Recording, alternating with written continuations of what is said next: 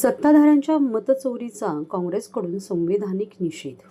देशातील लोकसभा, राज्यातील विधानसभा निवडणूक मतदान प्रक्रियेमध्ये झालेल्या मतचोरीच्या घोटाळ्याच्या अनुषंगाने अखिल भारतीय काँग्रेसने निर्देशित केल्यानुसार ठाणे शहर काँग्रेसद्वारे गुरुवारी राबवण्यात आलेल्या स्वाक्षरी मोहिमेला नागरिकांचा उत्स्फूर्त प्रतिसाद लाभला. काँग्रेसचे ठाणे शहर अध्यक्ष ॲडव्होकेट विक्रांत चव्हाण यांच्या नेतृत्वाखाली ठाणे रेल्वे स्थानक सॅटिस परिसरात आयोजित करण्यात आलेल्या या आंदोलनात काँग्रेसच्या कार्यकर्त्यांनी वोट चोर, गद्दी छोड, संविधानाचा करताना घात, भाजप सापडला रंगेहात, पापाचा घडा भरला, भाजप वोट चोर ठरला अशा घोषणांसह फलक देखील झळकवण्यात आले. या मोहिमेत तब्बल 30,000हून अधिक नागरिकांनी स्वाक्षरी करून निषेध व्यक्त केला. काँग्रेसचे ज्येष्ठ नेते खासदार राहुल गांधी यांनी मतदार यादीमध्ये मोठ्या प्रमाणात झालेले घोटाळे ठोस पुराव्यासह उजेडात आणले. अगदी काल परवा शिवसेनेच्या आदित्य ठाकरे आणि मनसेनेही मतचोरीचा पर्दाफाश केला. या पार्श्वभूमीवर मतदानाचा टक्का वाढवण्याकरिता केलेली मतचोरी आणि त्यात निवडणूक आयोग आणि भाजपाच्या कथित भूमिकेचा निषेध करण्यासाठी ठाणे शहर जिल्हा काँग्रेस कमिटीच्या वतीने गुरुवारी सॅटिस पुलाखाली स्वाक्षरी मोहीम राबवण्यात आली. यावेळी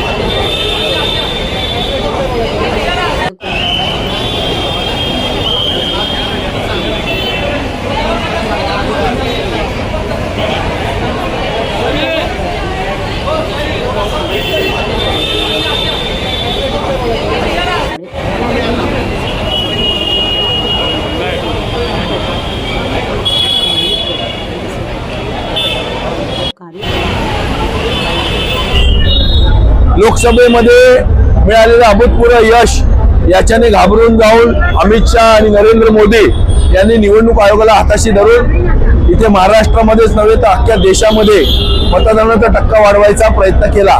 आणि त्यामुळे तुम्ही बघाल की ज्या प्रमाणात लोकसभेमध्ये पराभव झाला, लोकसभेनंतर ज्या ज्या राज्यात विधानसभा झाल्या, लोकसभेच्या आधी ज्या राज्यात विधानसभा झाल्या तिथे काँग्रेस जिंकली किंवा काँग्रेसपर्यंत आघाडी जिंकली. ममता बॅनर्जी असेल, तेलंगणा असेल, तिथे काँग्रेस जिंकली. परंतु त्यानंतर ज्या विधानसभा झाल्या त्याच्यामध्ये अशा मोठ्या प्रमाणात बोगस मतदार घुसवल्याने आणि मतदानाचा टक्का हा ईव्हीएमद्वारे किंवा मतदारांच्या द्वारे वाढवल्यामुळे विधानसभेमध्ये बीजेपीला चांगला फायदा झाला. आणि म्हणून वोट चोरी करून हे देवेंद्र सरकारचं फडणवीस सरकार जे आहे ते सत्तेवर आलेलं आहे. याच्या विरोधात सातत्याने पुरावे देऊन राहुल गांधी असतील, आमचे इतर नेते असतील किंवा मग काल परवा आदित्य ठाकरे असतील, या सगळ्यांनी आवाज उठवण्याचा प्रयत्न केलेला आहे. ठाण्यात सुद्धा जितेंद्र आव्हाडांनी या बाबतीत आवाज उठवण्याचा प्रयत्न केलेला आहे. आम्ही वोट चोरीच्या बाबतीत इलेक्शन आयोगाला निवेदन दिलेलं आहे. तर त्याचाच एक भाग म्हणून आज अखिल भारतीय काँग्रेसचे प्रभारी मल्लिकार्जुन खरगे, महाराष्ट्राचे अध्यक्ष हर्षवर्धन सपकाळ, महाराष्ट्राचे प्रभारी रमेश चेनिताला आणि आमचे दोन्ही आदरणीय प्रभारी ठाणे शहराचे चंद्रकांत दादा पाटील आणि बर्गे साहेब किरण बर्गे दोघेही पेणवरून आलेले आहेत, रायगडवरून. तर वोट चोरीच्या विरोधात हे आम्ही सह्यांची मोहीम राखलेली आहे आणि त्याच्यामुळे हा सह्या ज्या प्रमाणात होत आहेत हा आक्रोश जनतेचा दिसून येतो. सर्व नागरिकांना आवाहन करण्यात येत आहे की सध्या डासांमार्फत पसरणाऱ्या डेंग्यू या आजाराचा प्रसार रोखण्यासाठी प्रत्येकाने पुढीलप्रमाणे कार्यवाही करावी. डेंग्यू आजार एडिस इजिप्ती हा डास चावल्याने होतो. या डासांची पैदास साचलेल्या किंवा साचवलेल्या स्वच्छ पाण्यामध्ये होते. 8 दिवसांपेक्षा जास्त दिवस पाणी उघडे व साचून राहिल्यास त्यात डास अंडी घालतात. अंड्यांच्या अळ्या तयार होऊन पुढे डास तयार होतात. यासाठी आपल्या घरातील पाणीसाठे उदाहरणार्थ बॅरल्स, पिंपे, टाक्या, हौद, रांजणे इत्यादी दर आठवड्याला रिकामे करून घासून पुसून कोरडे करून पुन्हा भरावे. 1 दिवस कोरडा दिवस म्हणून पाळावा. पाणी साठ्यांना घट्ट झाकणे बसवावीत. किंवा जुनी साडी, चादर, धोतर यांनी बांधून झाकून ठेवावीत, म्हणजे डास त्यात जाऊन अंडी घालणार नाहीत. घराच्या गच्चीवर, आजूबाजूला, अंगणात कोठेही पाणी साचू देऊ नये. भंगार सामान उघड्यावर टाकू नये. उदाहरणार्थ टायर्स, प्लास्टिक सामान, कुंड्या, टाकाऊ वस्तू इत्यादी. अशा सामानात पावसाचे पाणी साठून त्यात डेंग्यूच्या डासांची पैदास होते. घरातील कूलर्स, फ्रीजच्या पाठीमागील ट्रे हे देखील वेळोवेळी कोरडे करावेत. लक्षात ठेवा, नुसत्या फवारणीने डास घनता कमी होत नाही, तर त्यासाठी डास पैदास ठिकाणे नष्ट करणे ही आपल्या सर्वांची जबाबदारी आहे. कोणताही ताप अंगावर न काढता जवळच्या शासकीय रुग्णालयात मोफत औषधोपचार घ्या. अशा प्रकारे नागरिकांनी सहकार्य केल्यास डेंग्यूचा प्रसार रोखणे सहज शक्य आहे.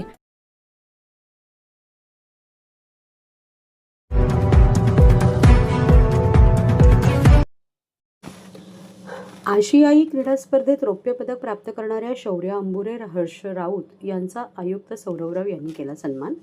बहरीनमध्ये झालेल्या यंदाच्या आशियाई युवा क्रीडा स्पर्धेत हर्डल्स या खेळ प्रकारात ठाण्याच्या शौर्य अंबुरे हिने रौप्य पदक प्राप्त केले, तर चौथ्या दक्षिण आशियाई वरिष्ठ ॲथलेटिक्स चॅम्पियनशिप स्पर्धेत हर्ष राऊत यांनी रिले या खेळ प्रकारात रौप्य पदक प्राप्त केले. या दोन्ही खेळाडूंचे सर्वत्र कौतुक होत असून आज ठाणे महापालिका आयुक्त सौरवराव यांनी ठाणेकरांच्या वतीने या दोन्ही खेळाडूंचा सन्मान केला व त्यांना पुढील वाटचालीसाठी शुभेच्छा दिल्या.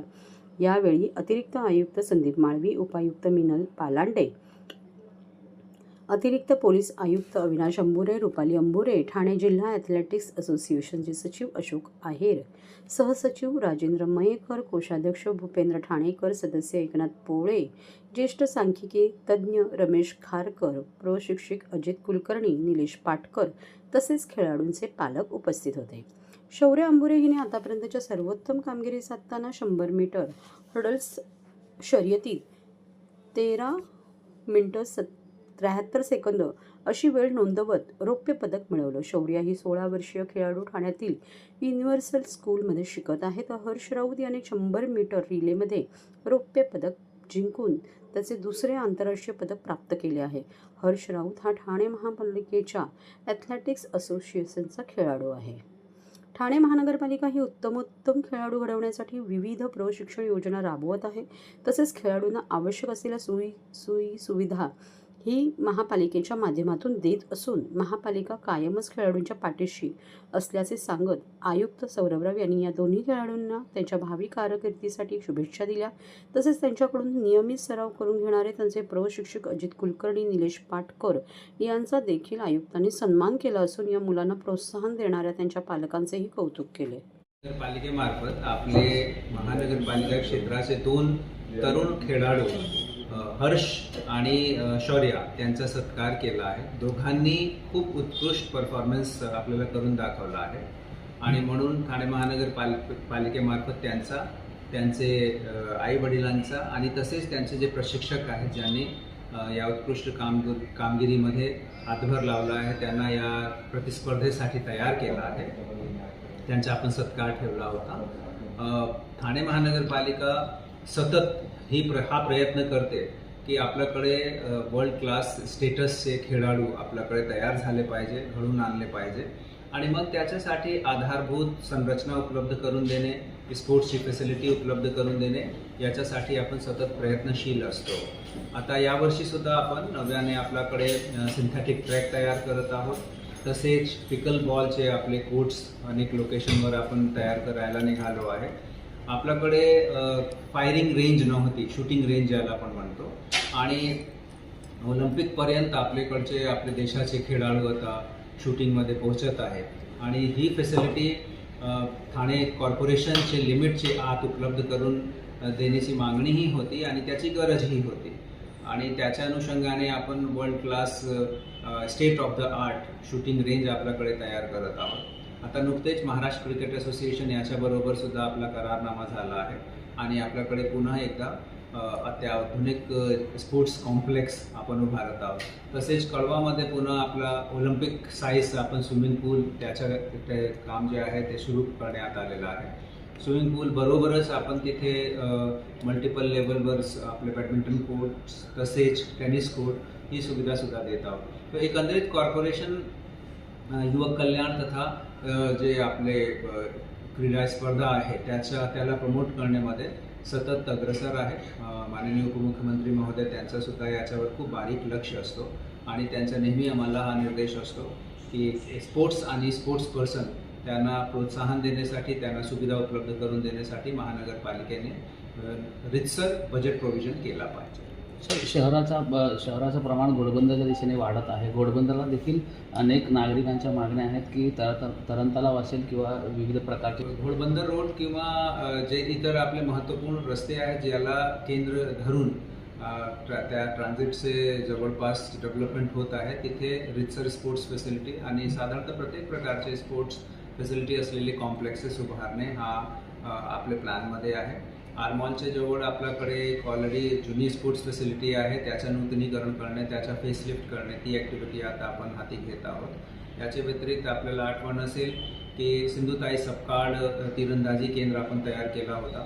सो त्याच्याही पहिले मजलेवर आपण अत्याधुनिक दर्जेचा आपण आपला एक जिम फॅसिलिटी जे ट्रेडिशनल जिम नसून तर तिथे TRX, त्याच्या व्यतिरिक्त हँगिंग योगा, एरियल योगा यासारखे जे नूतन आपले कॉन्सेप्ट आहेत व्यायाममध्ये तो आपण इंट्रोड्यूस करत आहोत.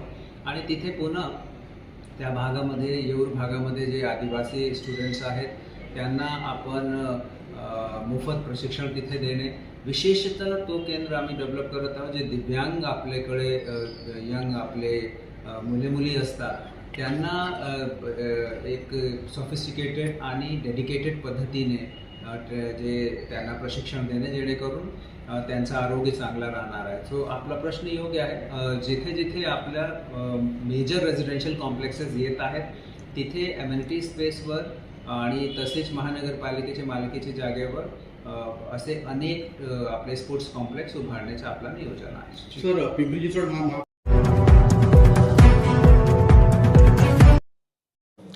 आरोग्य यंत्रणेत नियोजनाचा अभाव. OPD सुरू झालेल्या आरोग्य मंदिराची पाहणी केली असता ती बंद असल्याची बाब आमदार संजय केळकर यांना ठाणे पूर्वेत आढळून आली. तर आज कोलशेत येथे केलेल्या पाहणीत अवघ्या 100 मीटरमध्ये 2 आरोग्य केंद्रे आढळून आल्याने आरोग्य यंत्रणेतच नियोजनाचा अभाव असल्याचे स्पष्ट झाले आहे. ठाणे महापालिकेने दिलेल्या यादीनुसार आमदार संजय केळकर यांनी ठाण्यात आरोग्य मंदिराची पाहणी सुरू केली आहे आणि या पाहणी दौऱ्यात ठाणे पूर्वेत धोबीघाट, मीठ बंदर रोड आणि बाराबंगला भागात असलेले आरोग्य मंदिर बंद असल्याचे आढळून आले आहे. आज आमदार संजय केळकर यांनी कोलशेतवरचा गाव येथील आरोग्य मंदिराची पाहणी केली. यावेळी हे आरोग्य मंदिर देखील बंद असल्याचे आढळून आले आहे.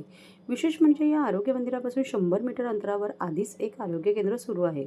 एवढ्या जवळ एकाच ठिकाणी 2 आरोग्य केंद्र म्हणजे महापालिकेच्या आरोग्य यंत्रणेत नियोजन नसल्याचे स्पष्ट होत आहे. याबाबत श्री केळकर यांनी संताप व्यक्त केला.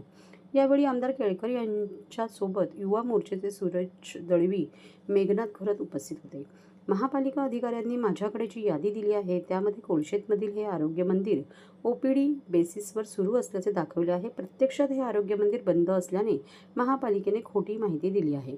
त्यामुळे ही लोकप्रतिनिधींचीच नाही तर करदात्या ठाणेकरांची घोर फसवणूक असल्याची टीका श्री केळकर यांनी केली आहे.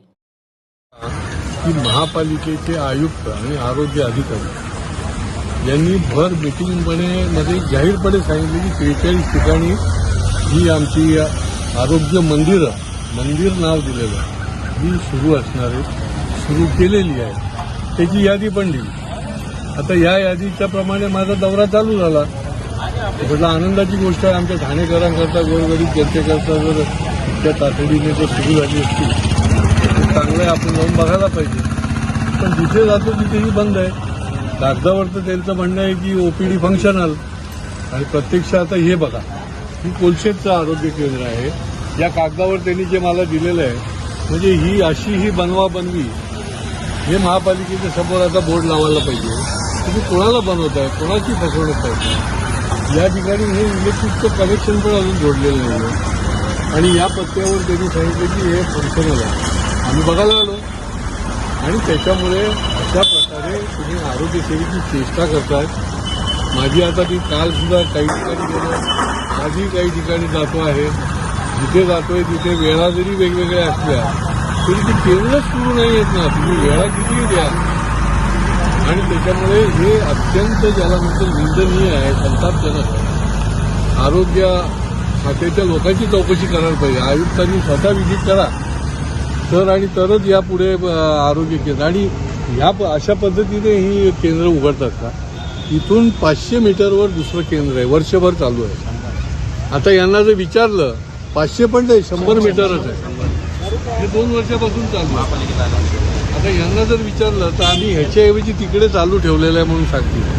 म्हणजे ही जी अशी ही बनवाबनवी आहे ना यांची, ते 1-2 वर्ष चालूच आहे ना केंद्र आणि त्याच्या 100 मीटरवर तुम्ही दुसरं चालवता. म्हणजे कुठलीही त्याला नियोजन नाही, नियोजन शून्यपणे काम करायचं आहे. जिथे गरज आहे त्या ठिकाणी ते चालवायला पाहिजे, ते चालवलेलं नाही आणि त्याच्यामुळे हा सगळा ढिसाळ कारभार आहे. काही कुठलंही नियोजन नाही. सरकार पैसे देतं आणि त्याचा चौथा जो आहे ते करण्याचं काम हे लोक करत आहेत आणि त्याच्यामुळे या सगळ्या अधिकाऱ्यांची चौकशी व्हायला पाहिजे. कोणी ही जागा निवडली, का निवडली, कशाकरता निवडली याची देखील आता चौकशी व्हायला पाहिजे. ज्या जागा निवडलेल्या आहेत त्या जागा देखील योग्य पद्धतीच्या त्या गावातल्या त्या स्लममधल्या लोकांना विश्वासात घेऊन निवडलेलं नाही. हे आता सेंटर जे आहे ती बोंबाबोंब आम्ही मारलेले 2 दिवसापूर्वी येऊन उभं केलेलं आहे. ही साफसफाई आता केलेली आहे आणि त्याच्यामुळे तुम्ही कशाला ठाणेकरांना बोलतो, योग्य पद्धतीने करा. थोडा 2 दिवस वेळ लागला तरी चालेल, पण खऱ्या अर्थाने लोकांना सुविधा देणारं आरोग्य केंद्र जे आहे, आरोग्य मंदिर ज्याला आपण म्हणतो ते सुरू आहे. महापालिका प्रशासन ठाणेकरांची कुठेतरी ह्याबाबत चेष्टा करते असं वाटतं. क्रूर चेष्टा करते, क्रूर चेष्टा, नियोजन शून्यपणे आणि निधी आलेला आहे सांगतायत. निधी आलेला आहे तर हे सुरू जेव्हा होईल तेव्हा सांगा ना. तुम्ही एका लोकप्रतिनिधीची देखील दिशाभूल करताय. हा हक्कभंगाचा विषय आहे की तुम्ही भर मीटिंगमध्ये सांगितलं जाते 43 ठिकाणी चालू आहेत, त्याचे तुम्ही पत्ते देताय आणि लोकप्रतिनिधी त्या ठिकाणी बघायला गेल्यानंतर त्या ठिकाणी साधं लाईटची कनेक्शन पण नाही आहे. नुसतेच आपले कंटेनर आणून उभे केलेले आहेत. ते किती दिवस टिकणार आहे माहिती नाही. साहेब आता ह्याच्या पुढे ह्या अधिकाऱ्यांवर कशा पद्धतीची कारवाई झालेली आहे पाहिजे किंवा आता तुम्ही म्हटलात की हक्कभंगाची कारवाई त्यांच्यावर झाली पाहिजे. नाही, हा हक्कभंगाचा विषय खरा आहे की आरोग्यासारख्या याच्या बाबतीत देखील तुम्ही कशाला दिशाभूल करता. सरळ सांगा ना की एवढ्या एवढ्या ठिकाणी चालू आहेत, आम्ही पुढची करतो आहोत, आम्हाला तुमची आम्ही मदत करू तुम्हाला. आम्ही आरोग्य केंद्र चालवणारी माणसं आहोत, आम्ही चालवत असतो. पण ते न करता तुम्ही ज्या पद्धतीने ठाणेकरांची आरोग्य सेवेच्या बाबतीत क्रूर चेष्टा करता ती निषेधार्थ, ती संतापजनक आहे. साहेब काल जर आपण पहिलं कोपरीमध्ये एक व्हिडिओ देखील दाखवण्यात आला की जे मंदिर आहे, आरोग्य मंदिर आहे त्याचं ओपनिंग खऱ्या अर्थाने केलं आणि त्यामध्ये एक लोकप्रतिनिधी आहे आणि महानगरपालिका प्रशासनाचा आरोग्य विभागाचा अधिकारी दिसतोय. म्हणजे कुठेतरी ते मंदिर चालू नाही, फक्त श्रेयवादासाठी आपलं श्रेय घेण्यासाठी ती रिबीन कापली. आरोग्य सेवा ही खरं काय म्हणजे मला तर काही कळत नाही. त्याच्या बाबतीत मी जेव्हा अधिकाऱ्यांना विचार म्हणजे आम्हाला माहितीच नाही, असंच ते सुरू झालेलं पण आम्हाला माहिती नाही आहे.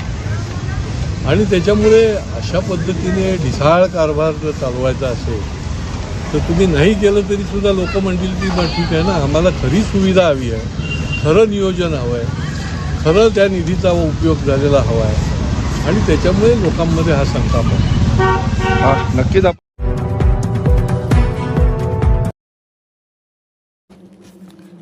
शनिवारी ठाण्यातील काही भागात पाणी नाही.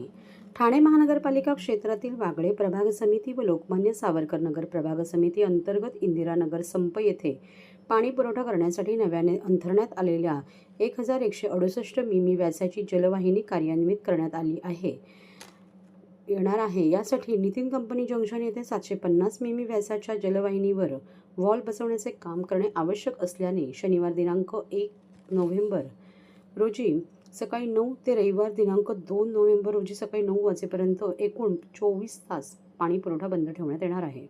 सदर शटडाऊन कालावधीत ठाणे महानगरपालिकेअंतर्गत इंदिरानगर जलकुंभ, श्रीनगर जलकुंभ, वारली पाडा जलकुंभ, कैलास नगर रेनो टँक, रूपादेवी जलकुंभ, रूपादेवी रेनो टँक, रामनगर जलकुंभ, येऊर एअरफोर्स जलकुंभ, लोकमान्य जलकुंभ अंतर्गत येत असलेल्या भागांचा पाणीपुरवठा 24 तासासाठी पूर्णपणे बंद राहणार आहे. पाणीपुरवठा सुरू झाल्यानंतर पुढील 1 ते 2 दिवस कमी दाबाने पाणीपुरवठा होणार असून पाणी कपातीच्या काळात नागरिकांनी पाण्याचा वापर काटकसरीने करून महापालिकेस सहकार्य करावे असे आवाहन महापालिकेच्या वतीने करण्यात आले आहे.